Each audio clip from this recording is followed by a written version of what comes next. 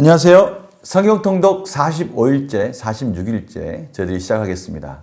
저희들이 이번에 시작하는 이 범위 내에는요, 유다가 멸망하기 직전 이 5 왕이 있습니다. 요아스 왕이 안타깝게도 무깃도에서 전사하게 되죠. 이 무깃도에서 왜 전사하게 됩니까? 이 애굽 왕, 이 바로 느고의 그 아수르를 도와주려고 가는 그 길목에서 요시야 왕이 친 바벨론 정책을 핀 것에 대해서는 잘 나타나 있지 않지만 왠지 애굽 왕 바로 느고가 이 무깃도를 지나서 갈그미스로 가는 그 길목에서 애굽 왕을 막은 겁니다. 거기서 전쟁을 하다가 안타깝게도 이 무깃도에서 요시야 왕이 전사하게 됨으로 인해서 그 아들, 넷째 아들인 여호아스가 그 왕위를 물려받게 됩니다. 근데 애굽 왕에게 전사를 하게 된 이 여호아스에 이어서 여호아스가 그 왕위를 물려받지만 애굽 왕 바로 느고가 그 여호아스를 끌고 가고요. 그 여호아스의 둘째 아들인 여호야김이 그 왕위를 물려받게 되죠. 당연히 넷째 아들을 포로로 끌고 가면서 여호야김을 애굽 왕 바로 느고가 세웠으니까 그는 친애굽 정책을 피게 됩니다. 그러나 친애굽 정책을 피다 보니까 이 조공을 애굽에는 주지만 바벨론에는 당연히 조공을 끊게 되죠. 그러한 상황 속에서 이 바벨론의 느부갓네살이 감히 자신에게 대항하는 이 여호야김을 가만둘 수가 없어서 유다를 침공하게 됩니다. 그래서 바로 이 바벨론 침공에 의해서 첫 번째 바벨론의 1차 포로가 끌려가게 되고요. 그 1차 포로가 끌려가는 거기까지가 저희들이 이번에 통독하는 범위가 됩니다.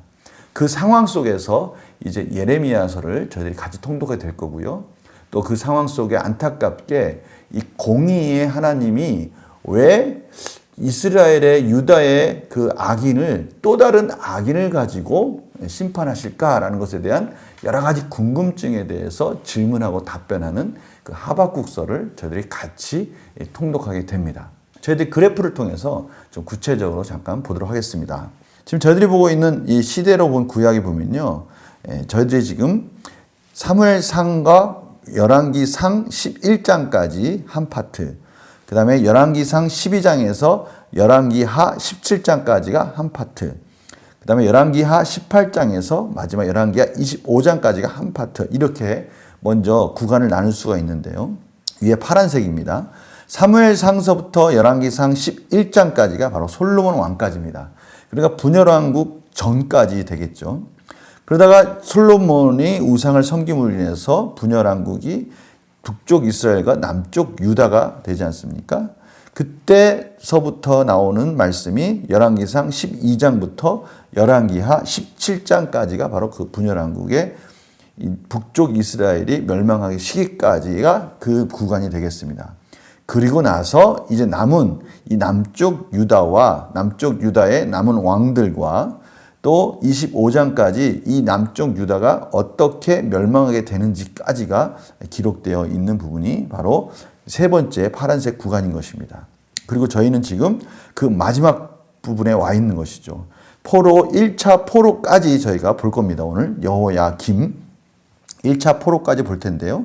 그 구간까지가 저희들이 오늘 통독하는 구간이라서 그 구간이 어디쯤 와 있는가라고 이렇게 보시면 됩니다. 이제 거의 다 온 것이죠. 이제 포로 시대 2차, 3차 포로 시대가 되고요. 그 다음에 다시 70년 후에 포로로부터 돌아오는 또 그 귀한 시대까지 저희들이 구약을 통독하게 되는 것이죠. 그 구간에 대선지자로서는 예레미야를 저희들이 이번에 통독하게 되는 거고요. 대선지서는 4개가 있죠. 이사야, 예레미야, 다니엘, 에스겔, 이 4개가 있는데 그 중에서 저희들이 이번에 통독하는 범위는 예레미야서가 되겠습니다. 그 예레미야서에 우리가 일부분을 보게 될 거고요. 또 같이 하박국서를 같이 보게 됩니다. 이 그래프로 보면 이 정도 구간에 이렇게 위치해 있다는 것을 보시면 되겠습니다. 45일째, 46일째 저희들이 통독하는 범위들을 참고하시면 되겠습니다. 유다 멸망 직전 5 왕 한번 저희들이 이번에 다시 보고요. 또 다음에 또 보면서 그 시대적인 상황을 좀 같이 이해했으면 좋겠어요. 아까 제가 말씀드렸지만 요시야 왕이 이 무깃도 전투에서 전사하게 되죠. 요시야 왕은요, 선한 왕이었죠. 다윗의 길을 가면서 종교 개혁을 했던 그 요시야 왕이지만 안타깝게도 이 애굽 왕이 가는 그 길의 길목에서 그 길을 막고 전쟁을 하다가 무기또에서 전사하게 됩니다. 요시야 왕이 죽자 여호아스가 그 뒤를 이어서 왕이 되는데요. 요시야의 넷째 아들입니다. 그러자 이 여호아스를 느고가 애굽으로 포로로 잡혀가고요. 그리고 애굽 왕 느고는 친애굽 정책을 필 수 있도록 여호야김, 이 요시야의 둘째 아들입니다. 여호야김을 왕으로 세웁니다. 그러던 중에 BC 605년도에 조공을 거부합니다. 바벨론에 대해서 조공을 거부할 때 느부갓네살 왕이 유다를 침공하게 되고요. 바로 그때 1차 포로로 느부갓네살 왕에 의해서 유다 민족, 남쪽 유다 민족이 포로로 끌려가는 일이 벌어지게 되는 것이죠. 그때 다니엘도 같이 포로로 끌려가게 됩니다. 여호야김이 바로에게 조공을 바치는 그러한 시기를 지금 그래프로 표현하고 있는데요. 바로 이 시기가 아수르가 쇠퇴하고요. 바벨론 왕이 이제 강세를 나타내는 바로 그 시기입니다. 바로 그 시기에 바벨론 왕으로서는 나보폴라살이라는 왕이 등극하고 나서 여호야김이 이제는 왕으로 있을 때는 느부갓네살이 이제 그 뒤를 이어서 왕위를 이어서 바벨론의 통치를 하고 있다는 것을 우리 그래프를 통해서 보게 됩니다.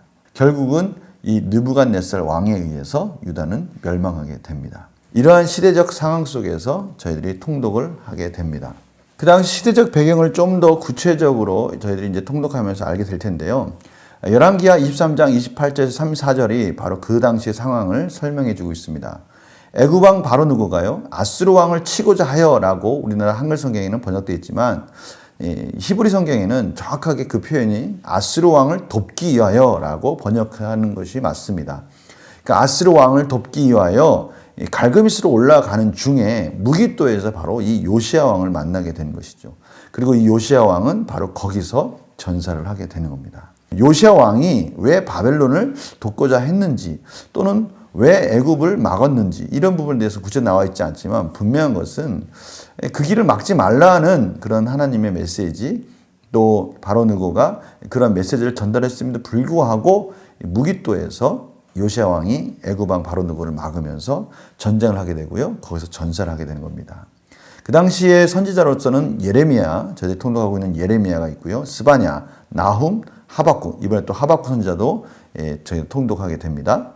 이러한 선지자들이 활동하고 있었습니다. 여호아스가 이어서 왕이 되는데요. 23세에 유다 왕이 되어서 3개월간 다스리게 됩니다. 왜 그렇습니까? 애굽 왕 바로 느고가 여호아스를 애굽으로 끌고 가서 여호아스는 거기서 죽음을 맞이하게 됩니다. 그리고 이어서 이 바로 느고가 엘리야김, 이름이 원래 엘리야김인데요. 하나님이 세우신다라는 그 이름을 여호야김으로 여호와께서 세우신다라고 바꾸고 애굽의 봉신으로 바로 느고가 유다의 왕으로 세웁니다. 그러한 시대적 배경 속에서 저희들이 하박국서를 통독하면 됩니다. 이 하박국서가 바로 이 요시야 왕이 무기또에서 전사하면서 여호아스가 또 3개월간 통치하다가 포로로 끌려가고 여호야김이 세워지는 바로 그 시기. 얼마나 이 유다 왕국이 혼란스럽겠습니까? 바로 그 시기에 하박국 선지자가 그 시기에 바벨론은 어떻다고 그랬어요? 그렇습니다. 아수르는 쇠퇴하기 시작하고요. 바벨론이 이제는 강국으로서 떠오르는 바로 그 시기인 거예요. 바로 그 시기에 이제는 하박국 선지자가 말씀을 선포하는 것이죠. 바로 그 시기가 또 바벨론 왕들도 교체되는 시기입니다. 느부갓네살 왕이 새로 등극하는 겁니다. BC 605년도에 이 느부갓네살 왕이 등극을 하게 되고요. 바로 그 시기가 여호야김 왕이 통치하는 바로 그 시기인 것입니다. 하박국서를 보도록 하겠습니다. 하박국은요, 품에 품다라는 뜻의 히브리어에서 파생된 겁니다. 품에 품는 자 또는 들러붙다라는 의미를 가지고 있습니다. 하박국은 유다 왕국에 무슨 일이 일어나든지 하나님을 확고하게 의지할 것이라 말했기 때문에 들러붙다라는 뜻이 더 적합할 수 있습니다. 여러분, 들러붙다 이 말을 생각하면 생각나는 그 왕 있지 않습니까? 저희들이 주일 오후 때 같이 말씀을 나눴는데요. 히스기야 왕이 생각나지 않습니까? 하나님을 의지하였다라고 말씀하셨잖아요. 그 하나님을 의지하였다라는 그 다음 절에 이 주님과 연합했다라는 말씀이 나오는데 그 연합하다라는 그 의미가 이 딱 달라붙다라는 그런 의미가 있지 않습니까? 이 하박국 선지자의 이 하박국이라는 뜻도 이 들러붙다라는 그런 의미를 가지고 있다고 할 수 있습니다. 그래서 주전 607년경, 아까 느부갓네살 왕이 605년도에 바벨론에 등극했다고 그랬는데요. 바로 그 느부갓네살 왕이 등극하는 바로 그 시기 607년경에 유다 왕국이 거의 멸망을 눈앞에 두고 있던 때, 바로 그때 이 하박국 선지자가 예언의 말씀을 선포하신 것입니다. 갈대아 사람들에 대한 묘사는 바벨론이 이미 세계의 강대국이 되었다는 때라는 것을 나타내 보여준다. 그렇죠.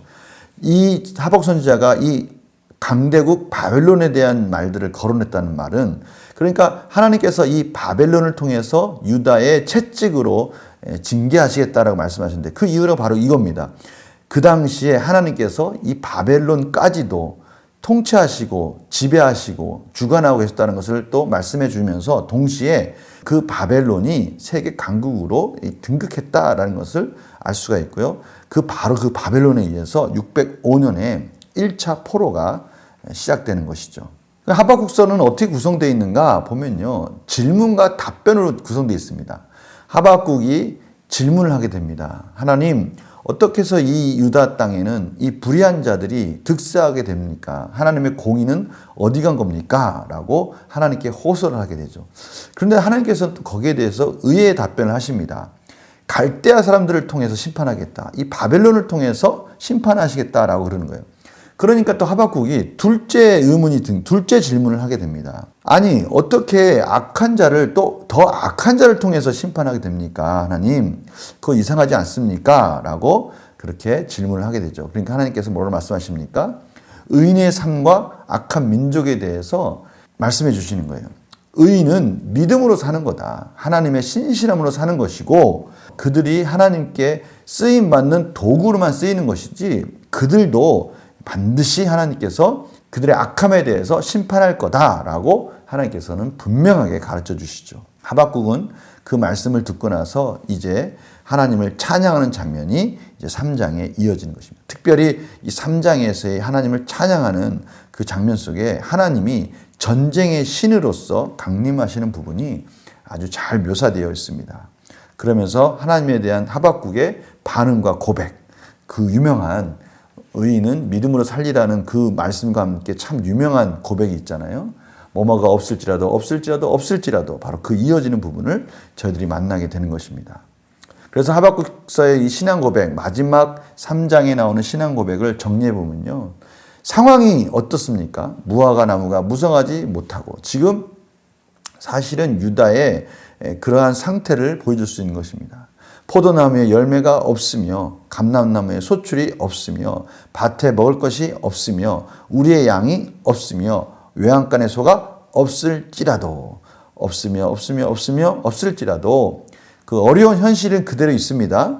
그렇지만 어려운 현실에 있든지 어떻든 간에 어떤 상황일지라도 여호와로 말미암아 즐거워하며 기뻐하리로다. 상황 상관없이 여호와만으로도, 이 여호와라는 단어 아시죠? 언약을 신실하게 지키시는 그 언약의 이름입니다. 그 여호와로 말미암아 즐거워하고 기뻐할 수 있다. 이렇게 신앙 고백을 하게 되는 것입니다. 이런 반응을 가능하게 되는 원인은 뭡니까? 구원자 하나님에 대한 믿음, 힘이 되신 하나님에 대한 믿음, 결국 정쟁의 신이신 하나님께서 승리하게 하셔 주실 것이다. 결국 전쟁의 신 하나님께서 승리케 해 주실 것이다 라고 믿는 그 믿음입니다. 그 믿음 때문에 그 신실하신 언약을 반드시 완성해 주시는 하나님으로 인해 즐거워할 수 있다라고 고백을 하는 것이죠. 다시 시대적 배경을 가면요, 열왕기하 23장 35절 37절, 여호야김이 바로에게 조공을 바치는 그 시대적 배경입니다. 그것 때문에 사실은 이 바벨론의 포로로 끌려가는 첫 번째 이유가 된 것이죠. 예레미야 26장 1절에서 6절, 예레미야 7장 1절에서 8장 3절까지가 바로 그 동일한 병행 시대적 배경을 가지고 있습니다. 여호야김이 25세 때 왕이 돼서 11년간 다스리게 되는데요. 여호야김은 이 선지자 우리야를 죽입니다. 예레미야는 하나님의 은혜로 보호를 받죠. 자신에 대해서 올바른 예언을 하고 올바른 길로 가도록 인도해주는 선지자를 죽이는 이러한 무모한 짓을 여호야김은 하게 되는데 그 이유는 무엇입니까? 그가 악한 길을 가기 때문이죠. 하나님을 경외하지 않기 때문입니다. 에레미야가 받은 계시의 두루마리까지도 빼앗아서 찢어져가지고 불사르는 그러한 악행을 저지르게 됩니다. 자기의 아버지인 요시야 왕이 개혁했던 그 모든 것들을 다시 다 뒤집습니다. 이방의 관습이 살아나고요. 윤리도 타락하게 되는 그런 사회적 분위기가 형성되기 시작하는 것이죠. 언약이 왜곡된 형태로 성전과 도시와 나라는 안전할 것이라는 잘못된 확신을 갖는 거예요. 이 성전은 하나님이 계시기 때문에 이 성전이 있는 이 도시, 이 나라는 안전하다는 것이죠. 그게 말이 됩니까? 그것은 마치 우상과 같이 그러한 이 형식적인 모습만 가지고 거짓 선지자의 이러한 말도 안 되는 왜곡된 신앙의 형태를 이 여호야김이 그대로 받아들이게 되는 것이죠. 에레미야서 7장 1절에서 15절은요. 백성들이 아직 시간이 있을 때 회개하도록 요청하고 있습니다. 그러나 16절에서 20절은요. 이 나머지 부분도 마찬가지지만 그 긴급한 상태, 얼마나 절박한지, 얼마나 지금 유다 상태가 심각한지에 대해서 말씀하시면서 중보 기도도 하지 말라고 그렇게 말합니다. 정말 이 선지자에게 중보 기도를 하지 말라는 것은 너무나 힘든 그러한 시간이지 않습니까? 왜 그렇게 하냐면 이제는 그런 것을 피할 수 없는 상태에 와 있다라는 어떤 절박함을 더 표현하는 것이죠. 유다가 정말 갈 때까지 간 겁니다. 이제는 정말 하나님의 은혜가 아니면 안 되는 그런 절박한 상태라는 것을 깨닫고 돌아오라고 말하고 싶은 하나님의 그런 메시지가 그 안에 들어가 있는 것이죠. 26장 7절 24절하고요. 예레미야 11장 22장은요. 같은 병행 구절로서 여기에는 누가 참 선지자인가, 거짓 선지자와 그 다음에 참 선지자의 이러한 대결 구도가 펼쳐지고 있는데 참 안타까운 것은 경고와 심판의 메시지를 선포하는 자는 당시에 거짓 선지자보다 인기가 없고요. 오히려 위협을 당하는 그런 시대였습니다. 그러니까 에레미야는 정말 목숨을 걸고 하나님의 바른 메시지를 전하는 자였죠. 우리아라는 선지자는요, 실제적으로 죽임을 당하기도 합니다. 그래서 박해는 어떻게 보면 예레미야에게는 일상적인 삶이라고 할 수 있습니다. 마치 사도 바울이 가는 곳곳마다 유대인들에 의해서 핍박을 받는 것이 일상이 되듯이 이 예레미야도 그가 전하는 메시지마다 회개하라. 그리고 빨리 하나님께서 돌아오지 않으면 너희들은 비참한 결과를 맞이하게 될 것이다. 징계의 메시지를 계속 선포하다 보니까요. 당시에 지도자들, 모든 부를 누리고 있었고 기득권을 가지고 있었던 지도자들에게 의해서 예레미야는 매일의 삶 속에서 핍박받는 삶이 그의 삶의 전부라는 것을 저희들이 보게 됩니다. 47장과 또 46장 1절 12절 말씀 보면요. 예레미야 46장에서 이제 51장은 이방 민족들에 대한 심판의 메시지가 선포되는데요. 특별히 저희들이 47장은요. 블레셋에 대한 심판이 나옵니다. 블레셋은요. 이 가사, 아스글론, 아스돗, 에그론, 갓 등 그쪽 해안 지역에 있는 5국가로 구성되어 있는 5개의 도시국가로 구성되어 있는 나라인데요. 도시국가로 독립을 하다가요. 전쟁 시에는 연합을 하게 됨으로 인해서 하나의 나라로서의 또 역할도 했던 그러한 이방 나라입니다. 그 나라에 대해서 심판의 메시지를 47장에 선포하고 있고요. 46장 1절 12절은 바벨론 왕 느부갓네살 왕이 BC 605년에 갈그미스 전투에서 애굽을 격퇴할 것을 예언합니다. 바로 요 갈그미스 전투를 가는 과정의 무기또 사건 아시죠? 아까 제가 말씀드린 겁니다. 그 전쟁으로 인해서 애굽 왕은 패하게 되고요. 그 애굽 왕이 패하게 됨으로 인해서 이제 유다에 대한 기득권을 바벨론이 거머쥐게 되는 그러한 중요한 전환점이 되는 아주 중요한 사건이라고 할 수 있습니다. 바로 그 시대적 배경입니다. 예레미야 13장 1절 14절은요. 썩은 뱃띠를 또 상징적으로 하나님께서 말씀하십니다. 하나님의 기대에 미치지 못하는 백성들에게 예레미야는 자신의 메시지를 다양한 방법으로 전합니다. 정말 다양한 시청각이죠. 시청각. 그들에게 이런 퍼포먼스를 통해서 어떻게 하면 그들이 깨달을 수 있을까? 어떻게 하면 그들이 자신들의 상태를 유다 민족들이 자신의 민족들이 얼마나 심각한지를 깨달을 수 있을까? 이런 여러 가지 다양한 방법들을 하나님이 에레미야를 통해서 그것을 보여주시는 겁니다. 그것을 나타내는 에레미야도 참 괴로울 거예요. 그런데 이 예레미야서를 읽다 보면 마치 그 어머니 마음 같은 느낌이 들어요. 안타까운 눈으로 바라보면서 실질적으로 그 안타까움을 살아내고 있는 한 선지자를 보게 되는 겁니다. 그래서 예레미야서를 읽다 보면 참 따뜻한 마음 속에서 너무나 안타깝고 슬퍼하고 애곡하는 한 선지자를, 이 멸망하는 나라를 바라보는, 안타까운 마음으로 바라보는 한 선지자를 저들이 만나게 되는 겁니다. 이스라엘이 자랑하는 성전과 모든 것이 원수들에 의해서 파괴될 것이고 백성들은 포로로 잡혀감으로써 굴욕을 당할 것이다. 계속되는 우상 숭배는 썩는 것과 같다. 한 나라가 썩어가는 것과 같다는 거예요. 계속되는 우상 숭배는 한 나라가 썩어가는 것과 같다는 거예요. 예레미야 2장은 결혼과 간음의 용어로 표현되어 있다고 했는데요. 제가 지금 말씀 묵상을 통해서 계속 예레미야서를 묵상하고 있습니다. 그 부분을 구체적으로 지금 설명하고 있으니까요. 말씀 묵상과 같이 보면 좋을 것 같습니다. 그것은 이스라엘의 아름다움을 서서히 파괴하는 것과 같고요. 그것은 마치 새롭고 순수하고 하얀 배로 만든 허리에 두르는 간편한 옷이나 벨트가 썩어서 파괴되어 버리는 것 같다는 거예요. 이 썩어져 간다는 게 뭡니까? 처음에는 새 것이지만 점점 썩어져 감으로 인해서 이제 그 존재 가치가 완전히 없어지는, 버려지는 그런 상태를 말하는 거 아닙니까? 지금 남쪽 유다가 딱 그런 꼴이라는 겁니다. 그 하나님의 거룩한 성전, 하나님의 놀라우신 은혜와 사랑을, 공의를 나타냈던 그 이스라엘 민족이, 그 유다가 이제 점점 피폐해져 가는 그 상황을 이제 표현하는 것이죠. 18장 1절에서 17절은요, 토기장이와 진흙을 또 상징하면서 하나님의 주권을 또 강조하는 부분이 나옵니다. 극적인 전달 효과를 노리는 방법인데요. 하나님은 마치 토기장이처럼 부패한 민족을 새롭게 개혁할 수 있는 권한을 갖고 계시다는 것을 보여주는 것이죠. 이스라엘 백성들을 택했지만 온전한 나라가 되지 못할 때 하나님은 그것을 다시 깨트리고 새롭게 개혁하실 수 있는 분이다. 그 모든 주권은 하나님께 있다라는 것을 이 토기장의 비유를 통해서 말씀하고 계십니다. 그리고 에레미야 36장과 45장에는 에레미야가 감옥에 갇히지만 그의 말씀 사역이 계속되는 겁니다. 그의 공식 기록원인 바룩을 통하여 하나님의 말씀이 두루마리에 기록되어 읽혀짐으로써 계속 말씀이 전파되는 모습을 보여주고 있습니다. 그래서요, 예레미야 18장 1절 17절 말씀에 하나님의 경고와 이 백성들의 반응을 요약하면요, 악에서 돌이키면 내리기로 생각했던 재앙에 대해서 뜻을 하나님께서 돌이키시다. 악한 것을 행하면 유익하게 하리라 한 복에 대해서 뜻을 돌이키신다. 하나님께서는 이스라엘 백성들의 순종과 불순종에 따라서 그 뜻을 돌이키신다라고 말하는 것이죠.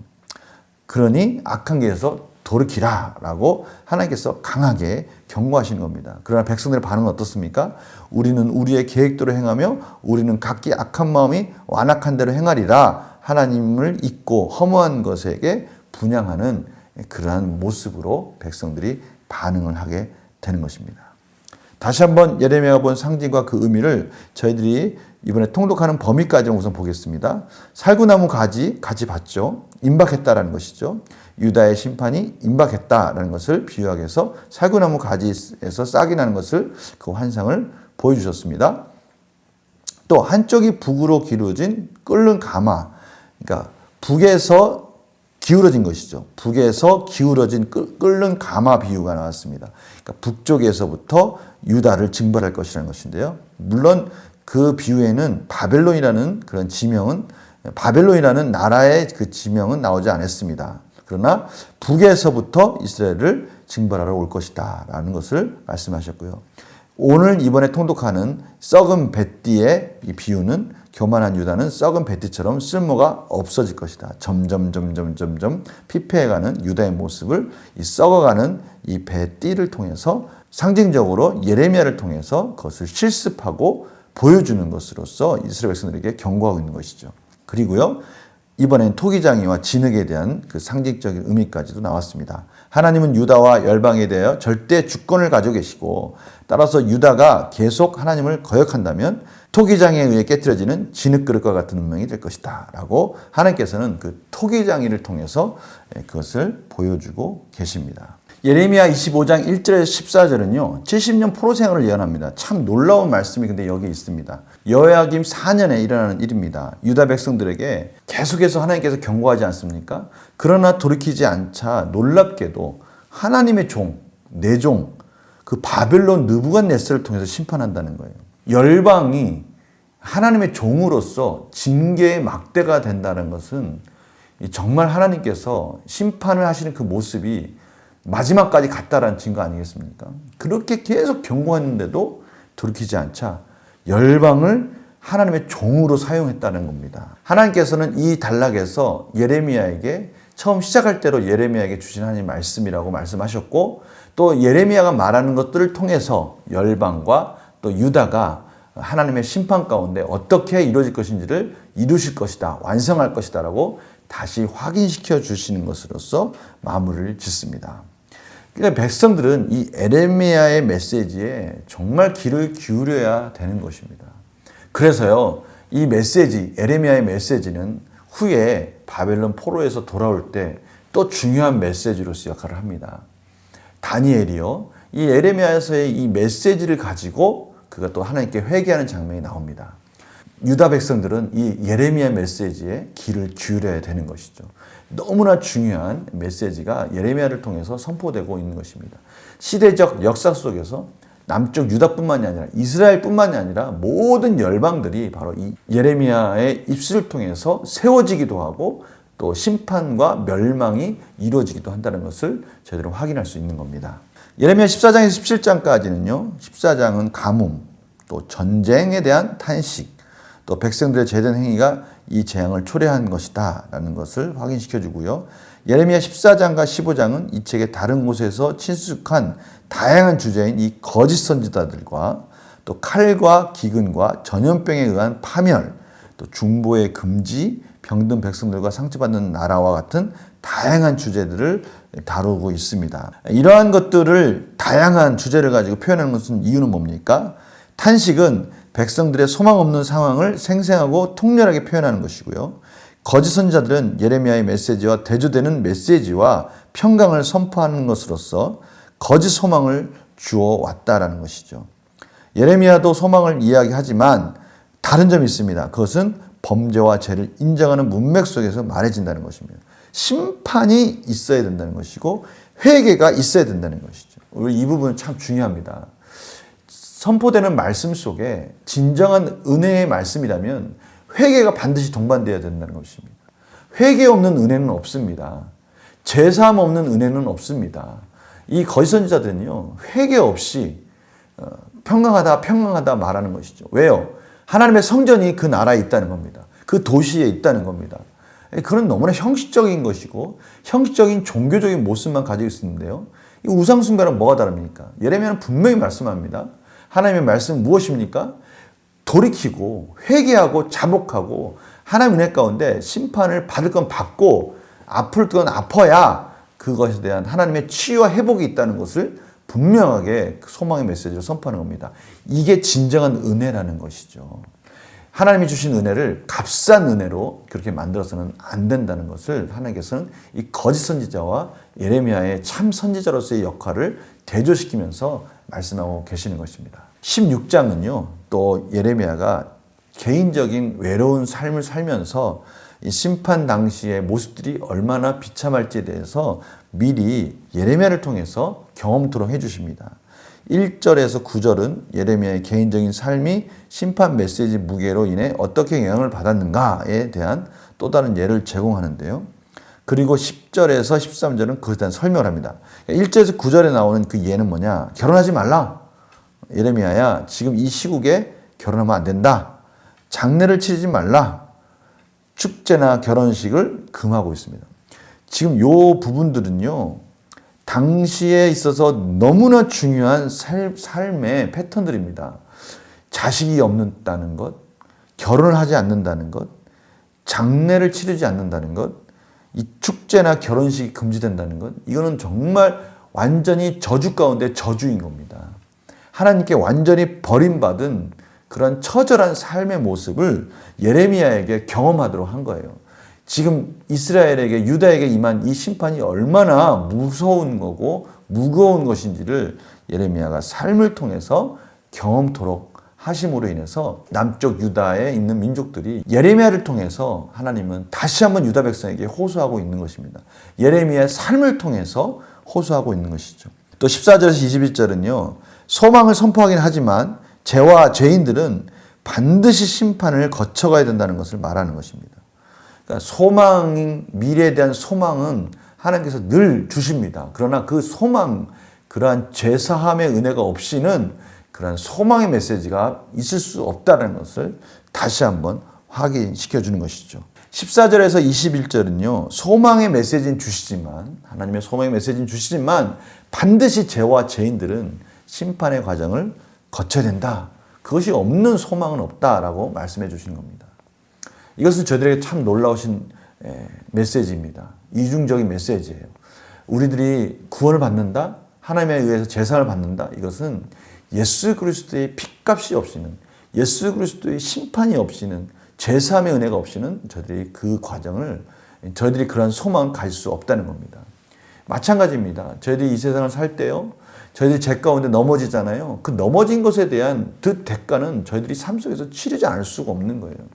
저희들이 치르는 그 죄의 대가는요, 어떻게 보면 참 비참한 삶에 시간의 낭비로도 올 수가 있고요, 물질적인 허비가 올 수도 있고요, 가슴의 아픔으로도 올 수가 있습니다.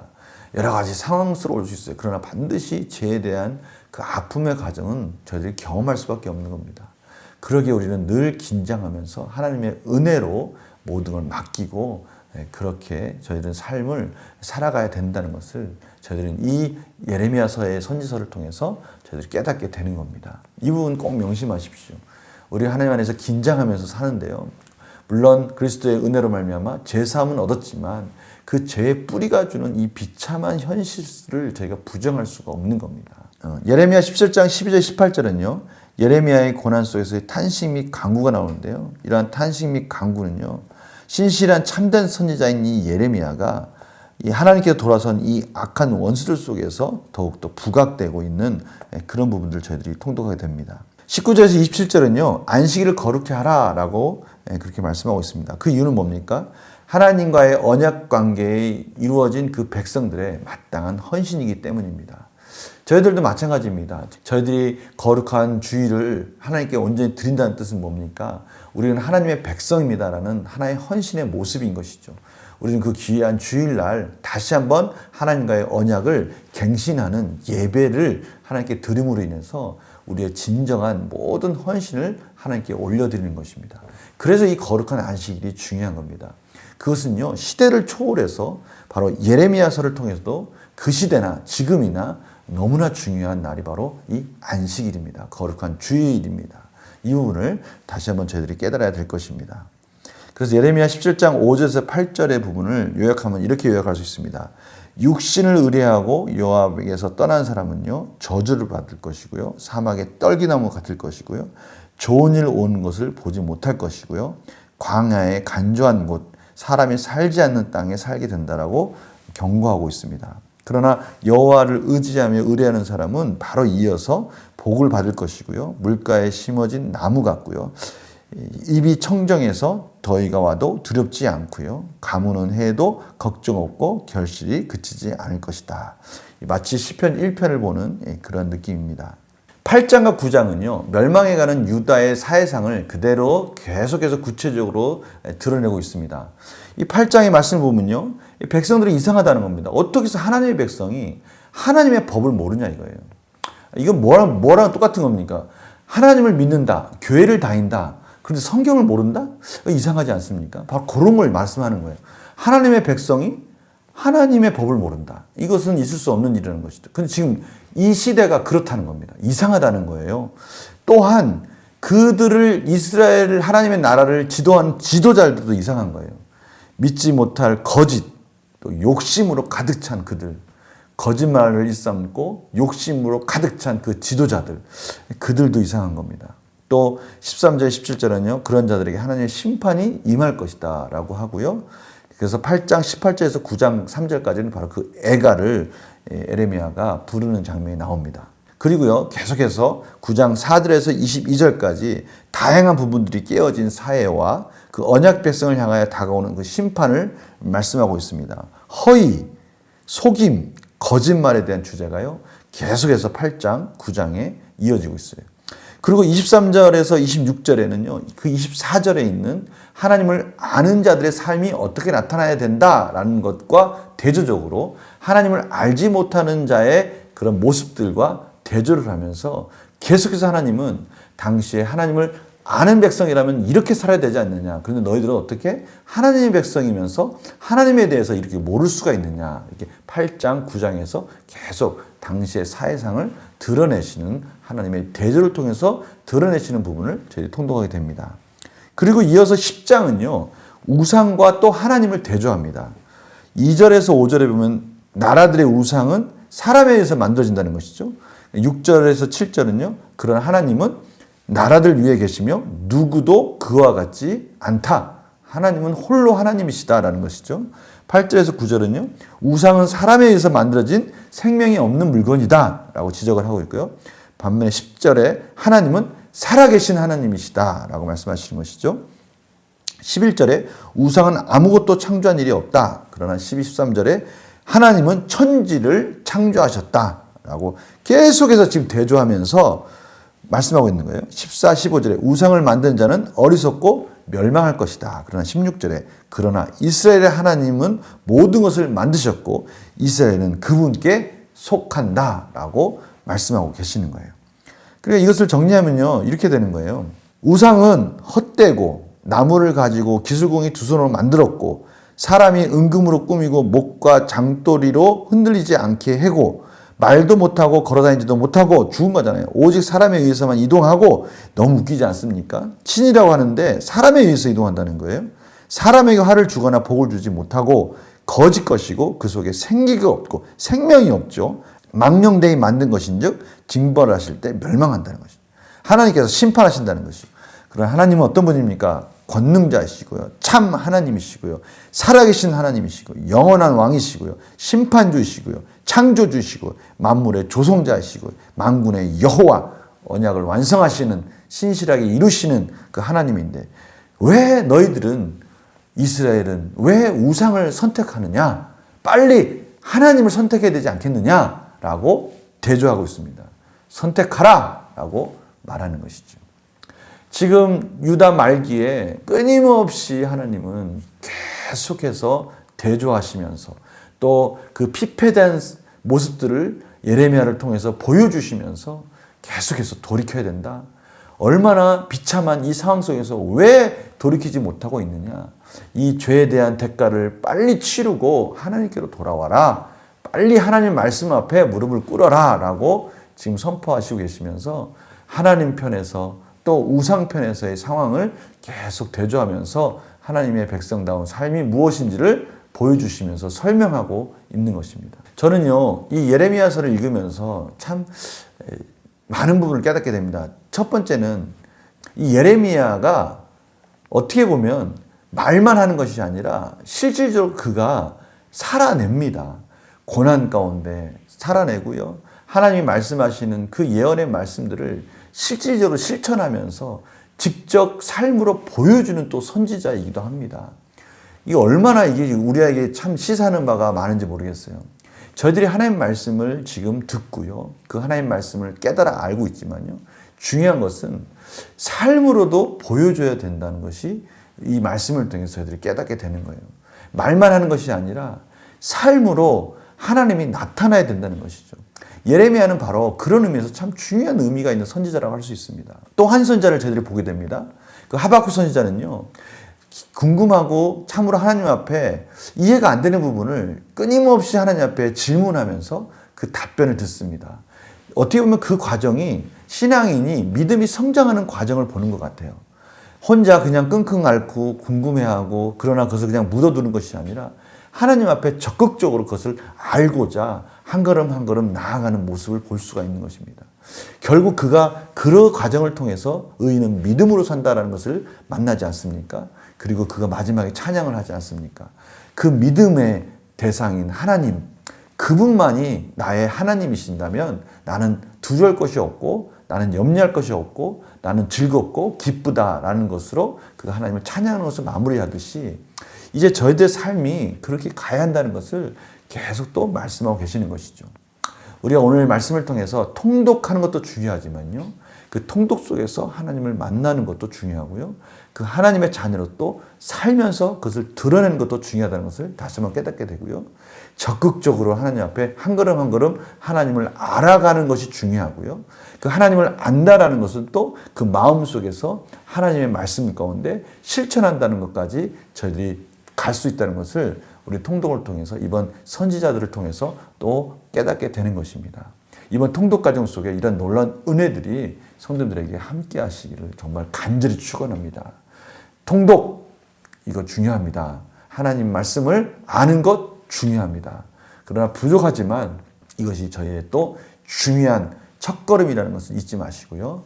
계속해서 멈추지 말고 하나님을 알아가는 데 힘쓰는 저희들의 삶이 되기를 간절히 축원합니다. 다음 시간에 또 뵙도록 하겠습니다. 안녕히 계세요.